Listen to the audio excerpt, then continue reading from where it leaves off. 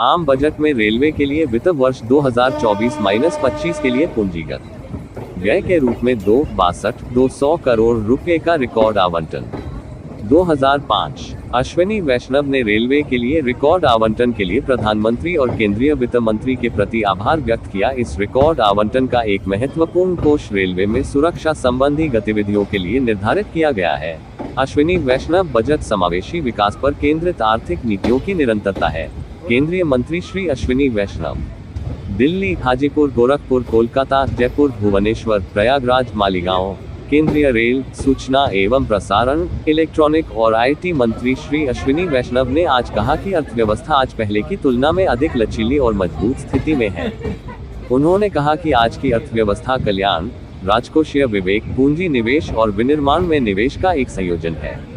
उन्होंने कहा कि वित्त मंत्री द्वारा आज प्रस्तुत बजट प्रधानमंत्री श्री नरेंद्र मोदी की समावेशी विकास पर केंद्रित आर्थिक नीतियों की निरंतरता है, जो पिछले 10 वर्षों में इस सरकार का मुख्य आधार रही है।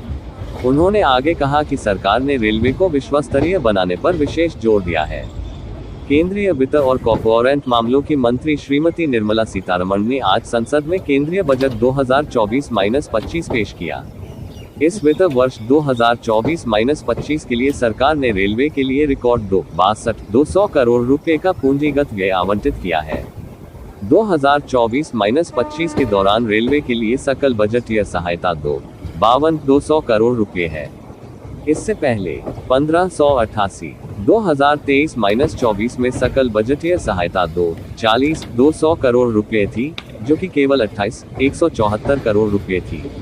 पूंजीगत व्यय में वृद्धि का परिणाम स्पष्ट रूप से दिखाई दे रहा है, क्योंकि भारतीय रेलवे ने वित्त वर्ष 2023-24 मीट्रिक टन का सर्वकालिक उच्च माल लदान हासिल किया है, जो 2014-15 में 1,095 मीट्रिक टन था और रेलवे 2030 तक 3,000 मीट्रिक टन के लक्ष्य की ओर बढ़ रहा है। रेलवे ने 2023-24 में 2,56,093 करोड़ रुपए की सर्वकालिक उच्च कुल प्राप्तियां हासिल की और पूंजीगत व्यय के पूरक के लिए 3,260 करोड़ रुपए का शुद्ध राजस्व उत्पन्न किया। बाद में एक संवाददाता सम्मेलन को संबोधित करते हुए श्री अश्विनी वैष्णव ने कहा, मैं रेलवे के लिए 2,62,200 करोड़ रुपए के रिकॉर्ड आवंटन के लिए माननीय प्रधानमंत्री श्री नरेंद्र मोदी और वित्त मंत्री श्रीमती निर्मला सीतारमण को धन्यवाद देता हूँ।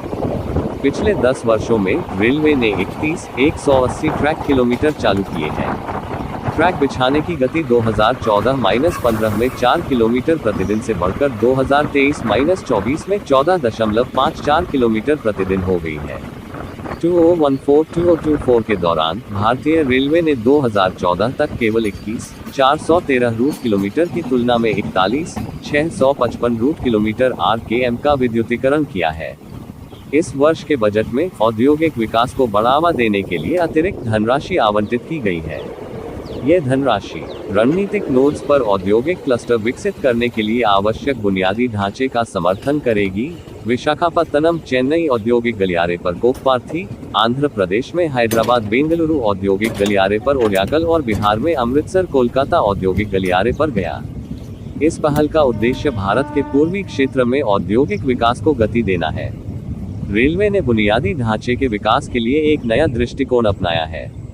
मल्टी मॉडल कनेक्टिविटी को सक्षम करने के लिए पीएम गति शक्ति मिशन के तहत 3 आर्थिक रेलवे कॉरिडोर, ऊर्जा, खनिज और सीमेंट कॉरिडोर 192 परियोजनाएं, बंदरगाह कनेक्टिविटी कॉरिडोर 42 परियोजनाएं और उच्च यातायात घनत्व कॉरिडोर 200 परियोजनाएं की पहचान की गई है।